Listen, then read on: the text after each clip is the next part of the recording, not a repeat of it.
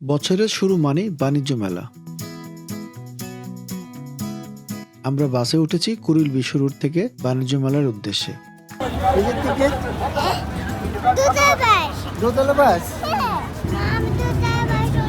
বুঝছো? বাবু বাস খুব এনজয় করে, পাশাপাশি 300 ফিটের রাস্তা খুবই স্মুথ। 10-15 মিনিটের মধ্যেই আমরা পৌঁছে যাই।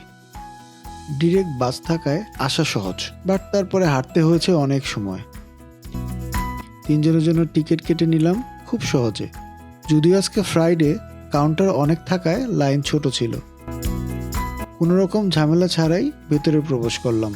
ফ্রাইডে থাকায় মানুষের পরিপূর্ণ চারিপাশ, তবে মেলায় মানুষ না থাকলে ঠিক মেলা মেলা ফিল আসে না। বাণিজ্য মেলার এই নতুন ভেন্যু কিন্তু দেখার মতো অসাধারণ। বাবু পানির খেলা খুব উপভোগ করছে দাঁড়িয়ে দাঁড়িয়ে। এবার মেইন ভবনে যাবার পালা। আমরা ঠিক দুপুরে এসেছি, তাই বাইরে অনেক রোদ। আগে ভেতরের স্টল ভিজিট করব প্ল্যান করে নিলাম। রোদে পড়ার ইচ্ছে নেই। এত মানুষের ভিড়ে বাবু আর বাবুর আম্মুকে হারিয়ে ফেলেছি। বাবুর ড্যান্স দেখবেন? চলুন দেখি।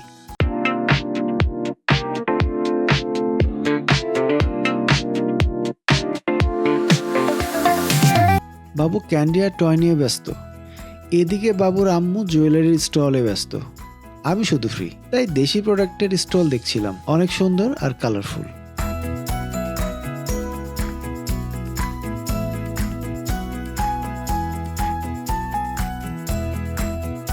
আমরা এবার ফার্নিচার দেখব, মেইনলি ডাইনিং টেবিল দেখব বাসার জন্য।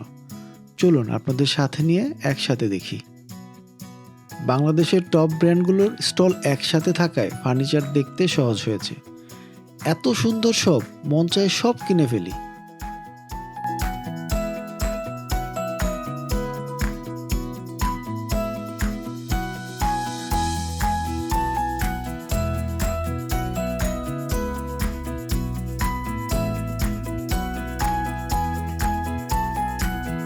এখন বাবুর পালা, পেয়ে গেছে তার গাড়ি। উঠে বসে সিএনজি ড্রাইভিং সিটে। তুমি কি করছো?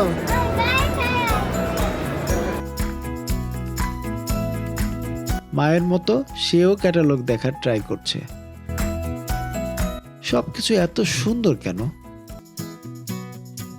সন্ধ্যা ঘনিয়ে এলো, এবার বাইরের স্টল দেখার পালা। বাবু জুস খাবে, অনেক টায়ার্ড। আমি খাচ্ছি কেক আইসক্রিম, ভয়ঙ্কর রকমের মজার ছিল। এত সুন্দর কিন্তু অনেক দাম। জুলাই যোদ্ধাদের স্মরণে রয়েছে বিশেষ স্পেস, যাদের ত্যাগের বিনিময়ে আমরা এক নতুন বাংলাদেশ পেয়েছি। বেশ কিছুটা সময় কাটাই এখানে।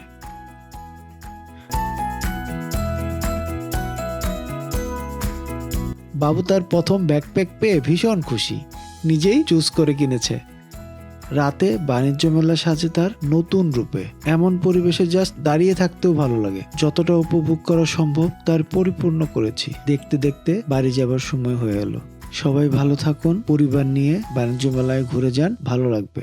আজ এ পর্যন্তই, টাটা।